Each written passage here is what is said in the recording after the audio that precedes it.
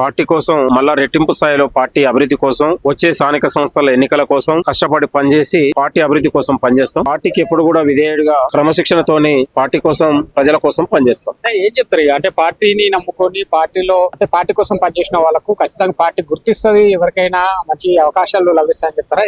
కాంగ్రెస్ పార్టీలో ఒక స్వేచ్ఛ, ఒక సామాజిక న్యాయం, యువతకు ఒక నాయకత్వ లక్ష్యాలను పెంపొందించడమే కాకుండా యువత భవిష్యత్తుకు ఒక భరోసాగా కాంగ్రెస్ పార్టీ ఉంటది. అనేక మంది ఎన్ఎస్యుఐలో యూత్ కాంగ్రెస్ లో వచ్చిన వాళ్ళు ఇవాళ మంత్రులుగా, ముఖ్యమంత్రులుగా లేకపోతే కేంద్ర మంత్రులుగా పనిచేసినటువంటి ఘనత దక్కింది. ఇవాళ ప్రధానంగా తెలంగాణలో పిసిసి అధ్యక్షులు మహేష్ కుమార్ గౌర్ గారు కూడా ఎన్ఎస్యుఐ నుంచి వచ్చి ఇవాళ పిసిసి అధ్యక్షులుగా పనిచేశారు. పొన్నం ప్రభాకర్ గారు మంత్రిగా పనిచేస్తా ఉన్నారు. కాబట్టి అనేక మంది ఎన్ఎస్యుఐలో కోమటిరెడ్డి వెంకరెడ్డి లాంటి వాళ్ళు తెలంగాణలో ఒక కాంగ్రెస్ పార్టీ, తెలంగాణ ఇచ్చిన కాంగ్రెస్ పార్టీగా ఒక సోషల్ జస్టిస్ ఇంప్లిమెంట్ చేస్తూ ఇవాళ దేశంలో అనేక మార్పులకు తెలంగాణ రాష్ట్రం పునాదులు ఏర్పడ్డది. ఒకవైపు రాహుల్ గాంధీ లాంటి వాళ్ళు ఒక విరోచితమైన 4000 కిలోమీటర్ల పాదయాత్ర చేసి ఈ దేశంలో సామాజిక న్యాయం కావాలి, కులగణన కావాలని వెలువెత్తి చాటిన కేంద్రం దిగి వచ్చినటువంటి పరిస్థితి. కాబట్టి కాంగ్రెస్ పార్టీకి ప్రజాదరణ ఎప్పుడు ఉంటది, ప్రజలతోని అనుబంధం ఉంటది. కాబట్టి ఎస్సీలు, ఎస్టీలు, బీసీల పట్ల కాంగ్రెస్ పార్టీ గొప్ప కన్సర్న్ ఉంటది. ఇవాళ యువత భవిష్యత్తు పైన, ఉద్యోగాల భర్తీ పైన కూడా గొప్ప ఆలోచనతోని ముందుకెళ్తాం. అంటే అన్ని వర్గాలను హక్కున తెచ్చుకొని కష్టపడ్డ ప్రతి ఒక్కరికి అవకాశాలు ఉంటాయని అంటారు. కాంగ్రెస్ పార్టీలో కష్టపడ్డ వాళ్ళకి ఎప్పుడు కూడా అన్యాయం జరగదు. పార్టీ 100% ఎప్పుడు కూడా గుర్తిస్తుంది. దాంట్లో ఎక్కడ కూడా సందేహం లేదు. బీఆర్ఎస్, బీజేపీ పార్టీలో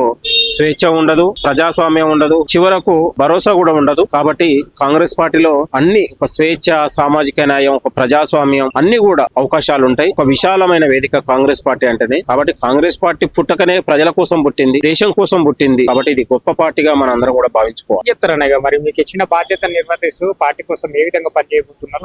పార్టీ కోసం పనిచేయడమే. పార్టీ ఏ బాధ్యత ఇస్తే ఆ బాధ్యతను నిజాయితీగా పనిచేసి, ప్రజల కోసం పనిచేసి, పార్టీలో మంచి పేరు తెచ్చుకొని క్రమశిక్షణతో ఎదగాలన్నది మన ఆలోచన. హరీష్ రావు గారు కాళేశ్వరం విషయంలో హాజరు కావడం జరిగింది. ఇక కేసీఆర్ గారు కూడా హాజరు కాబోతున్నారు. ఏం చెప్తారు? కాళేశ్వరంలో వాళ్ళ అవినీతి అనేది బట్టబడి అయిపోయింది. భవిష్యత్తులో కమిషన్ మరి వాళ్ళ చర్యలు తీసుకునే అవకాశం కనపడతా ఉంది. కాబట్టి కాళేశ్వరం అవినీతికి కకృతి పడి ఇవాళ ప్రజాధనాన్ని కొల్లగొట్టినటువంటి కల్వకుంట్ల కుటుంబం ముమ్మాటికి శిక్షకు అర్హులు వాళ్ళు. కాబట్టి కాళేశ్వరం అవినీతికి కారకులు వాళ్ళు. కాబట్టి తెలంగాణలో కాళేశ్వరం లాంటి ప్రాజెక్టును కట్టి ఆర్థిక వ్యవస్థ నట్టేట ముంచి తెలంగాణ ఆర్థిక వ్యవస్థకే గండి కొట్టినటువంటి పరిస్థితి. కాబట్టి తెలంగాణలో అన్ని వాళ్ళు కాంగ్రెస్ పార్టీ ఎక్కడ కూడా ప్రభుత్వం వచ్చిన తర్వాత కక్ష సాధింపు చర్యలు లేవు. ఒక కమిషన్ వేసి దానిపైన కమిషన్ తీసుకున్నటువంటి నిర్ణయాలు తప్ప ప్రభుత్వం తీసుకున్న నిర్ణయం కాదు. కమిషన్ ఏం చెప్పినా కూడా దానికి వాళ్ళు అర్హుల్లాగా ఉంటది. కమిషన్ తీసుకునే చర్యల్లో వాళ్ళు ఖచ్చితంగా వాళ్ళకు శిక్షలు పడాల్సిందే. వాళ్ళ పైన చర్యలు తీసుకోవాలని కూడా మేము డిమాండ్ చేస్తాం. గత కొన్ని రోజుల కిందట ఈ ఇందిరా పార్క్ దగ్గర కవిత గారు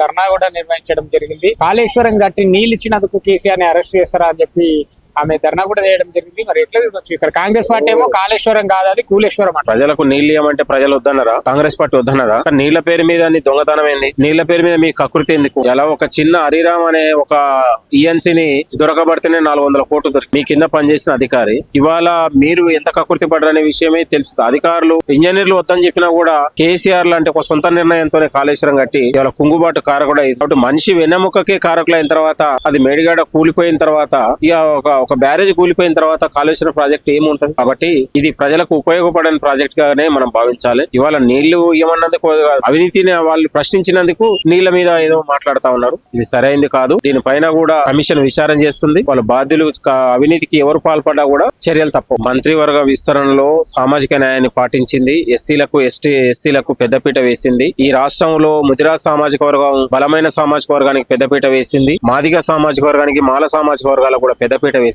కాబట్టి సామాజిక న్యాయానికి ప్రతీకగా కాంగ్రెస్ పార్టీ ఉంటుంది. కాబట్టి కాంగ్రెస్ పార్టీలో ఎప్పుడు కూడా సామాజిక న్యాయంతోనే ముందుకెళ్తుంది. కాబట్టి ఎస్సీలు, ఎస్టీలు, బీసీలు, మైనార్టీలు అనే ఈ వర్గాలన్నిటి కూడా కాంగ్రెస్ పార్టీకి ఒక ప్రధాన అవయవాల్లాగా పనిచేస్తా ఉంది.